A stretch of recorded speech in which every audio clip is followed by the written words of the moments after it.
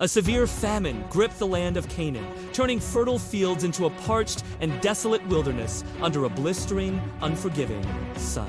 Abram, a man of great responsibility, looked upon his wilting crops and thirsty livestock with a heart weighed down by heavy concern, with survival at stake.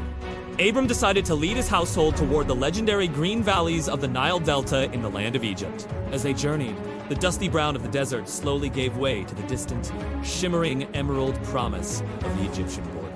However, as the border drew near, a shadow of fear began to cloud Abram's mind, replacing his hope with a desperate sense of caution.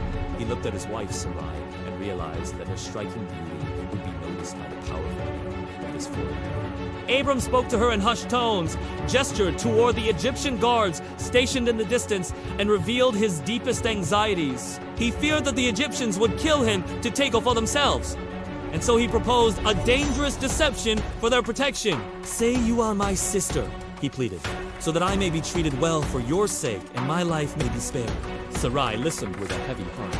Though hesitant, she finally nodded, agreeing to the secret plan to ensure her husband's safety. They crossed the border and entered the bustling cities of Egypt, where massive stone monuments and vibrant markets towered over them. Just as Abram feared, the Egyptian officials immediately noticed Sarai's extraordinariness, whispering of her beauty.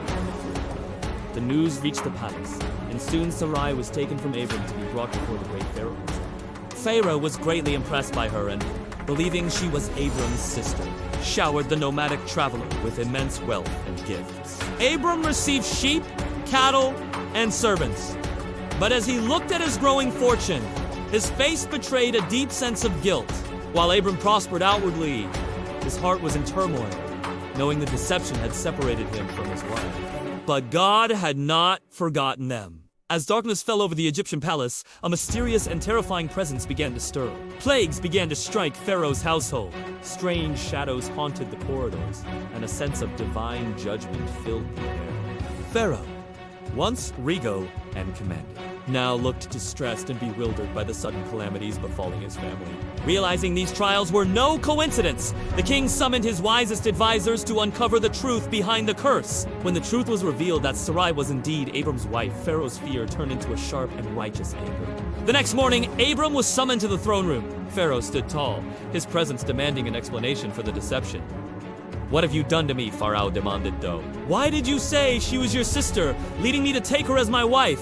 Abram stood silent, unable to justify his fear-driven choice before the king, who had been cursed because of it. Pharaoh commanded his men to return Sarai to Abram and ordered them to leave Egypt immediately with all their possessions. Under the watchful eyes of the royal guard, Abram and Sarai were escorted out of the city, their hearts full of relief.